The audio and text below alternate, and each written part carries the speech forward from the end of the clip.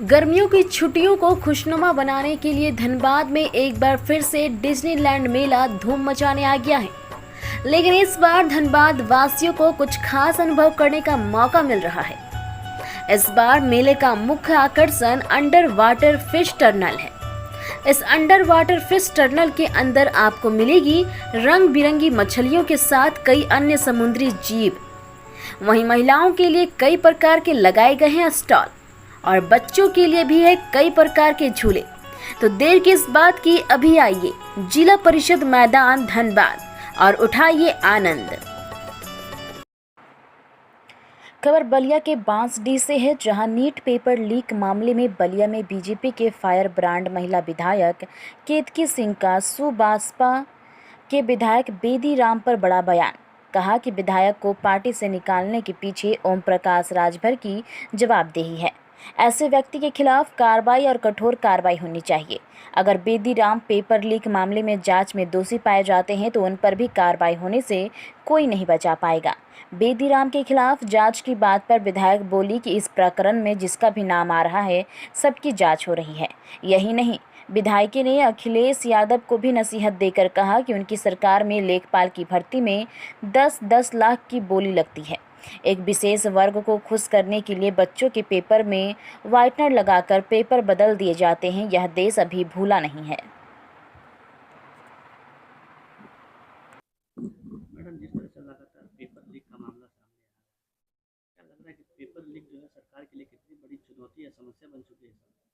देखिए, ये जो पेपर लीक हुआ है, यह निश्चित तौर पर युवाओं के साथ और छात्रों के साथ एक बहुत बड़ी दुर्भाग्यपूर्ण घटना है और सरकार इसके प्रति बेहद सचेत है और बेहद कठोर है।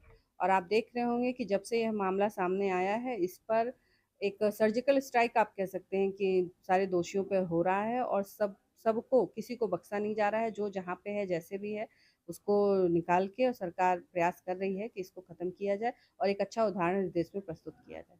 पेपर लीक में सुभाष का खुद विधायक जो है बेदी राम, उनका भी नाम सामने आया। क्या लगता है कि अगर किसी भी व्यक्ति का अगर इसमें नाम आता है तो क्या उसके खिलाफ सख्त कार्रवाई नहीं होनी चाहिए? तो मैंने आपसे पहले ही कहा कि ये सरकार तो ज़ीरो टॉलरेंस की पॉलिसी अपनाती है किसी भी भ्रष्टाचार के विरोध में या किसी भी क्राइम के विरोध में। और चाहे वो विधायक हो या आम नागरिक हो, कोई भी हो, अगर आप कहीं से भी संलिप्त होंगे तो आपके ऊपर निश्चित तौर पे कार्रवाई होगी। पर पहले यह बात साबित होनी चाहिए। मुझे लगता है कि पहले हो जाए, उसके बाद फिर कोई बात नहीं। स्टिंग ऑपरेशन में तो खुद कहते नजर आ रहे हैं विधायक सुभाष पाजी वही मैंने कि हमने ऐसे ऐसे कराया है, इतने पेपर लीक कराए और सब कुछ कराया, उन पर तमाम मुकदमे भी दर्ज हैं।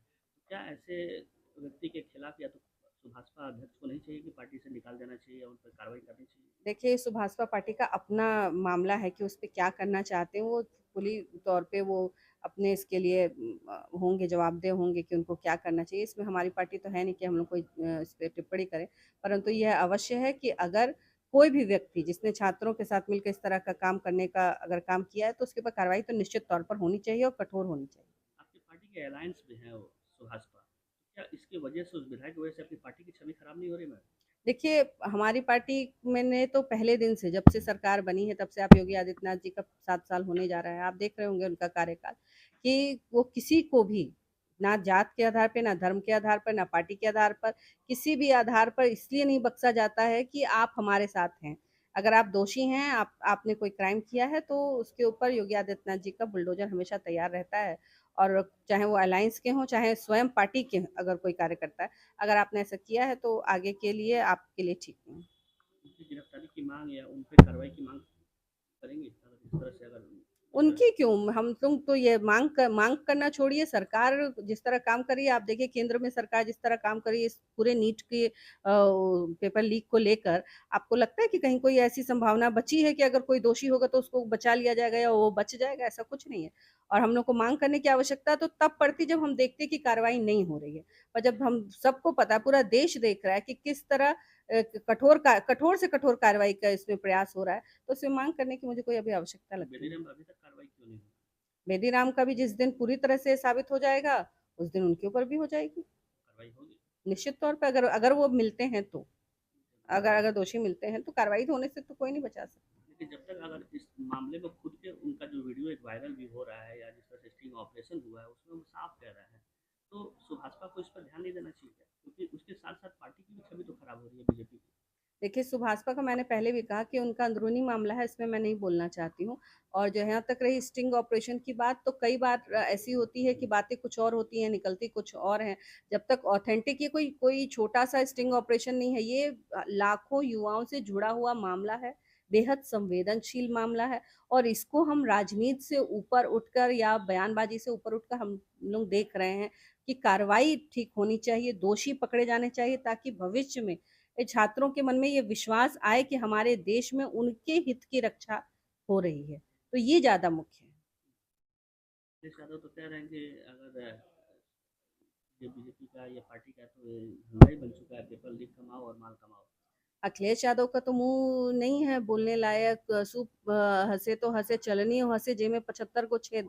अभी ये प्रदेश भूला नहीं है अखिलेश यादव का वो समय, जिस समय पेपर होते थे और बच्चे पास होते थे और एक बिरादरी विशेष को प्रसन्न करने के लिए उस पे व्हाइटनर लगाकर बच्चों के नाम बदल दिए जाते थे। ये प्रदेश अभी भूला नहीं है। एक लेखपाल की भर्ती के लिए 10-10 लाख रुपए की बोली लगती थी, ये प्रदेश भूला नहीं है। तो उनका तो मुंह नहीं है कि वो इस तरह का कोई का नाम ले सके। और मुझे बहुत ही इस बात को सुनकर एक दुर्भाग्यपूर्ण ये बयान उनका समझ में आता है कि वो हर चीज में, ये पूरी इंडी गठबंधन हर चीज में राजनीति करने का प्रयास कर रही है और ये देश वो देख रहा है। विधि की भूमिका की जांच होनी चाहिए ना। मुझे अगर लग नाम सामने आया है तो उनकी जांच। देखिए, हर उस व्यक्ति का जांच होना होना चाहिए और हो भी रहा है जिसका भी नाम इस पूरे प्रकरण में आ रहा है।